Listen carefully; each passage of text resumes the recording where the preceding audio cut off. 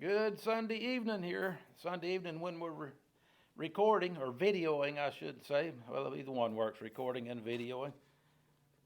Whenever you're watching, greetings. We're on chapter 19 of Samuel, 1 Samuel for our Old Testament studies. In the middle of King Saul trying to kill David, and that's going to be for a good while now. He got an evil spirit upon him, and he just wants to murder David. And David ain't been nothing but good to him.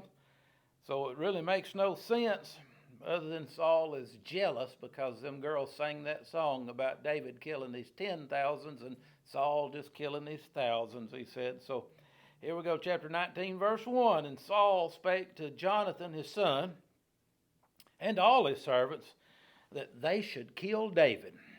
You all need to kill that man. But Jonathan, Saul's son, he delighted much in David. That was his best friend. And Jonathan told David, Daddy's going to try to kill you. He said, Saul, my father seeks to kill you. Now, therefore, I pray thee, I'm begging, take heed to yourself till morning and abide in the secret place. Go hide yourself. And Jonathan's got a plan. Says, I'm going to go out and meet my daddy in the field and talk. And I'm going to try to talk to him. And I'll go out and stand beside my father in the field where you are. You're hid over there in the bushes on the side. And I'll commune with my father of thee. I'll talk to him about you. And what I see, then I'll tell you, David. And Jonathan spake good of David to Saul, his father. And Jonathan told Saul, he said unto him, Let not the king sin against his servant, against David, because he's not sinned against you. See, he didn't know about the golden rule yet. If he did, he wouldn't care anyway. To do unto others as you'd have them do unto you. He's treated you good. You're trying to kill him. And because his works have been to thee word very good. He's been good to you. For he put his life in his hand and slew the Philistine. Remember Goliath? And the Lord wrought a great salvation for all Israel. And you saw it and you did rejoice. Wherefore then will you sin against innocent blood to slay David without a cause? There's a good abortion verse too. Why would you sin against innocent blood to kill them little children without a cause? I've noticed that everybody who's for abortion's already been born. Have you ever noticed that? And Saul hearkened unto the voice of Jonathan. And Saul sware. Now this is important. Remember this. Saul swore to God. He took an oath. Saul sware. He said, as the Lord liveth, he'll not be slain. I promise, I swear unto God that David's not going to be killed. Remember that. And Jonathan called David, and Jonathan showed him all those things. And Jonathan brought David to Saul, and he was in his presence as in times past. So on the surface, it looked like everything's good. Again, hunky-dory here. And then the next verse, the heading in my Bible is about, it says, Saul seeks to kill David. And remember, he just swore unto God he wasn't going to. So verse 8 says, there was war again, and David went out and fought with the Philistines, and he slew them with a great slaughter, and they fled before him. So Israel's great hero, David, is still whipping the Philistines. And the evil spirit from the Lord was upon Saul as he sat in his house with his javelin in his hand. We've seen this picture before. It ain't good, right? And he's sitting there fingering his javelin. And David's sitting over here and he's playing his harp for Saul. Remember when he gets in that mood, the evil spirit's upon him. David, he comes and he plays his harp and the evil spirit flees from Saul. And this has happened before. Saul just all of a sudden picks up that javelin and tries to pin him to the wall with it. I was thinking about this when I read this a little bit ago, and I thought, I remember back when I tried to go through a phase where I tried to play the guitar, and I could get up there at the house by myself, and I could pick out a song, and I'd do it over and over and over until I was sick of it, and I felt like I just didn't miss a note. Then I'd come and try to do it at church, and it'd be just all kinds of sour notes because you get nervous and you can't do it. I thought, well, David's sitting over there. He's done seen this before. Saul's over there with that javelin in his hand, and he's sitting there playing. I thought, I bet there's some sour notes going off that harp, don't you? Because he knows what's coming. So David played with his hand, verse 10, and Saul sought to smite David to the wall with the javelin. He got away again. He missed him again. I think David was agile, don't you? He slipped away out of Saul's presence, and Saul smote the javelin into the wall. Bing! Right where David had been sitting, I guess. David fled and escaped that night.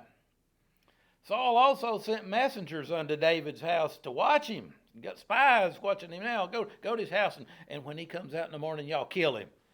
And to slay him in the morning. And remember, this started with verse 6 back here. Saul sware, as the Lord liveth, he won't be slain. So remember who David's married to. Saul's his father-in-law. So he's married to Saul's daughter, Michal. And Michal, David's wife, told David, saying, if thou save not thy life tonight, tomorrow you'll be slain. You better get out of here tonight. They're going to kill you in the morning. I know what's going on. So Michal, she helped old David out, her husband. She let him down through a window, and he went, and he fled, and he escaped. And Michal still helped him out. She went and says she took an image. She got a statue, and she put it in David's bed, and she covered him up so anybody looked in the window and say, well, he's in there asleep tonight. She laid in the bed and put a pillow of goat's hair for his wig, and she covered it with the covers of cloth. And when Saul sent messengers to take David, she said, oh, he's sick. He's in bed in there. He's sick.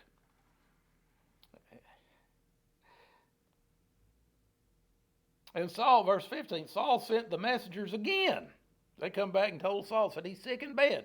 And Saul says, you go back and get him. Bring him to me in the bed that I may slay. Just bring him in here in the bed and I'll kill him. And when the messengers were come in, the next time they've gone back to his house, and behold, they look in there in the bedroom, and there looks like old David laying in the bed with the wig on, covered up in the covers. He's sick, with a pillow of goat's hair for his bolster or his hair. And Saul said to Michal, why have you deceived me so? He wanted his daughter to be faithful to him, and she was being faithful to her husband here. Why have you deceived me so and sent away my enemy that he's escaped? And Michal made up a story. She answered Saul and said, well, he said to me, let me go. Why should I kill thee? I had to do it, Daddy. He said he'd kill me if I didn't help him. I think she just made all that up. So David fled and escaped, and he went way off and came to Samuel, to Ramah, the region of Ramah, and told him all that Saul had done to him. And he and Samuel, they went and dwelt or lived in a town called Naioth in Ramah. And it was told Saul, saying, behold, David's at Naioth in Ramah, and Saul sent messengers to take David. And so now Saul sent an entourage of messengers down there. Go down there and get him. I hear where he's down there with Saul. So he sends a group down there to get him. So verse 20, when they saw the company of prophets prophesying and Samuel standing as appointed over them. So see, this is like the prophet school, and Samuel's over the school, and all these prophets are around, they're prophesying, and the messengers get there, and they see Samuel, and all these prophets around are praising the Lord. The Spirit of God was upon the messengers of Saul. They started praising God and prophesying too. They got caught up in the service, didn't they? And when it was told Saul, he sent other messengers and tried again. And the same thing happened. They prophesied likewise. And Saul sent messengers again the third time. Same thing happened. They'd get down there and they'd just start getting caught up and prophesying too. The Spirit of the Lord was all over the place. Then went he also. Now Saul said, I'm going to have to do it myself. I've sent 3 groups down there. So now Saul's going, verse 22. He went also to Ramah. And he came to a great well that is in situ. And he asked and said, where's Samuel and David? And one said, they're at Naioth in Ramah. He gave him directions how to get there, I guess. And he went thither to Naioth in Ramah. And the Spirit of God was upon him also, Saul.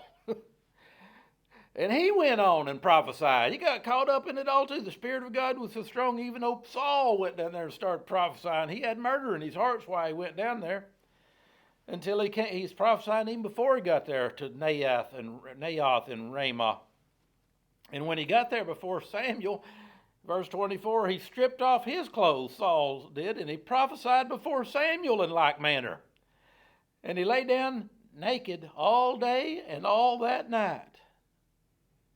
And wherefore that saying started right then that follows for many years. Is Saul also among the prophets? Now, boy, he was wicked and evil, but the Spirit of the Lord got on him. He got to prophesying and praising the Lord. and so he just got caught up in things there, didn't he? So we're going to pick up right there next week, and we'll see what happens in this saga where Saul's still trying to kill the future King David.